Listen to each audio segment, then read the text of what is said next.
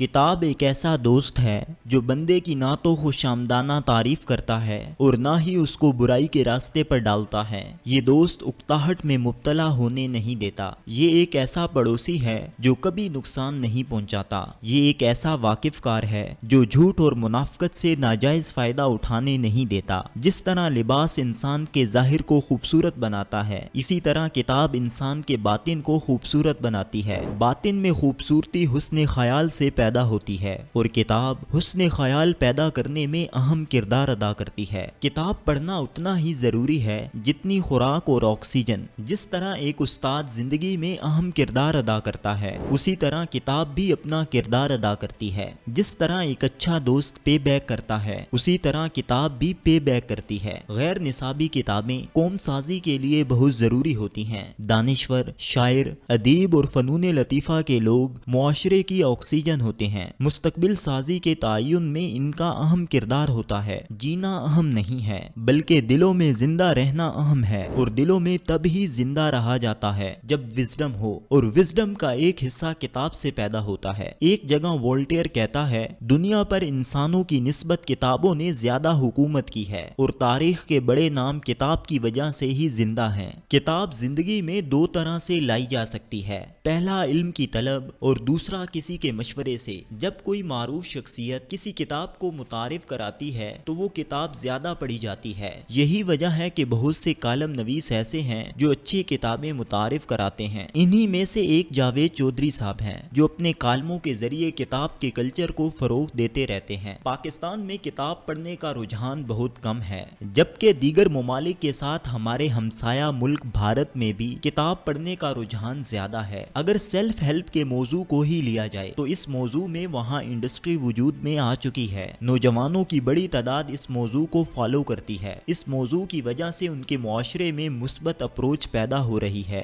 جب رائے عامہ پیدا کرنے اور بنانے والے کتاب کو متعارف کرواتے ہیں تو معاشرے میں کتاب پڑھنے کا کلچر پیدا ہوتا ہے۔ کتاب کے مطالعے کے دوران اہم مسئلہ اس کے اہم نکات کو یاد رکھنا ہے۔ کتاب یاد رکھنے کا بہترین طریقہ یہ ہے کہ کتاب کو اپنی زندگی کے کسی حوالے سے ملا لیا جائے۔ جب کتاب زندگی کے کسی حوالے سے مل جائے تو پھر اس کو یاد رکھنے کی ضرورت نہیں رہتی۔ لوگ کتاب تو پڑھتے ہیں لیکن اس کو اپنی زندگی سے نہیں ملا پاتے۔ کتاب کو یاد رکھنے کے لیے ایک ڈائری بنائیں۔ جو اچھی اور کام کی بات ملے اس کو ڈائری میں لکھ لیں۔ جس نے لیکچر تیار کرنا ہے اسے چاہیے جیسے جیسے وہ کتاب پڑھتا جائے ساتھ ساتھ اپنے نوٹس بناتا جائے۔ جس کا مقصد صرف کتاب کا مطالعہ ہو اور وہ کتاب یاد کرنا چاہتا ہے، اسے چاہیے کہ پہلے وہ دیکھے کہ اس نے کتاب سے کیا سیکھنا ہے۔ اس کے لاشعور میں کون کون سے سوال ہیں جن کے جواب کی ضرورت ہے۔ جب تک جستجو نہ ہو، سوال نہ ہو، تب تک دنیا کی بہترین کتاب بھی کچھ فائدہ نہیں دے سکتی۔ جو دانشور سوچ پیدا کرنا اور سوچنا سکھاتا ہے، ہم نے اس کی قدر کرنا چھوڑ دی۔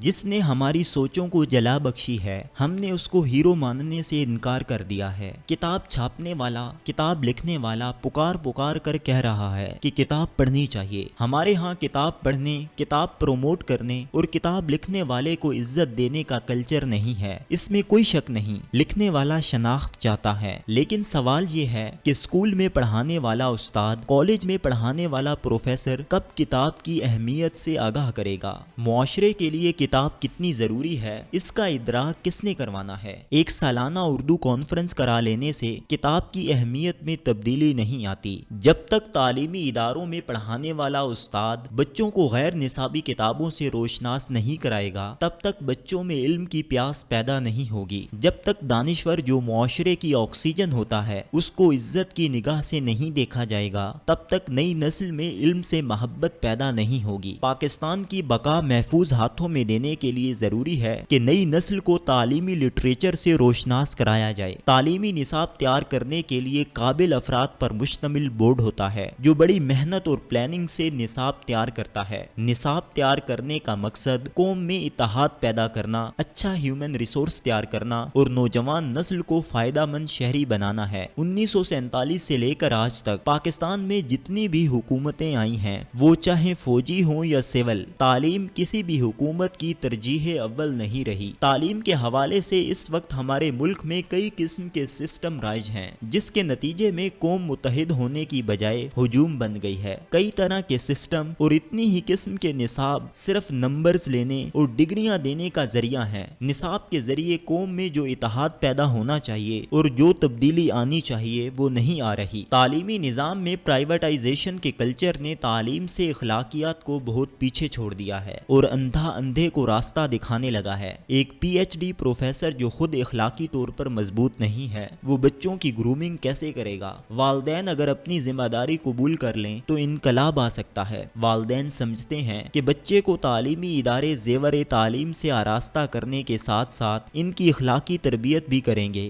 لیکن سوال یہ ہے کہ کیا یہ ممکن ہے کہ والدین خود بچوں کی تربیت نہ کریں اور بچوں کی تربیت ہو جائے؟ یہ اپنے آپ میں بہت بڑا سوال ہے۔ اس وقت مارکیٹ میں اسمارٹ فون کی شکل میں جو جدید ٹیکنالوجی آئی ہے، یہی ہمارا ٹی وی، یہی ہماری کتاب، بلکہ یہی سب کچھ ہے۔ یہ صدی جو گزر رہی ہے یہ کتاب کی آخری صدی ہے۔ اس کے بعد دنیا میں کتاب نہیں ہوگی، ساری دنیا ای بکس میں شفٹ ہو جائے گی۔ اس چیز کو سامنے رکھتے ہوئے معاشرے کو بدلنے کے لیے ہمیں اپنی پالیسیوں کو تبدیل کرنا ہوگا۔ امریکہ اس وقت سپر پاور ہے۔ اس کے کامیاب ہونے کی کئی ساری وجوہات میں سے ایک بہت بڑی وجہ یہ ہے کہ ان کے لوگوں نے اپنی دولت لائبریریوں اور تحقیق کرنے والے اداروں پر لگا دی۔ حکومت کو سب سے پہلے اس حقیقت کو مان لینا چاہیے کہ ایک آدمی پورے سسٹم کو نہیں ٹھیک کر سکتا۔ سسٹم کو ٹھیک کرنے کے لیے ٹیم کی ضرورت ہے جو سسٹم بنائے اور اس کو لے کر چلے، اور تعلیمی نظام کی باقاعدہ منصوبہ بندی کی جائے۔ کہا جاتا ہے کہ اگر آپ نے 50 سال کی پلاننگ کرنی ہے تو اپنے ہتھیاروں کو بہتر بنائیں، اگر 100 سال کی پلاننگ کرنی ہے تو اپنی فصلوں کی پیداوار بہتر بنائیں، اور اگر ہزاروں سال کی پلاننگ کرنی ہے تو پھر تعلیم کے نظام کو بہتر بنائیں۔ یہ اقتباس قاسم علی شاہ صاحب کی کتاب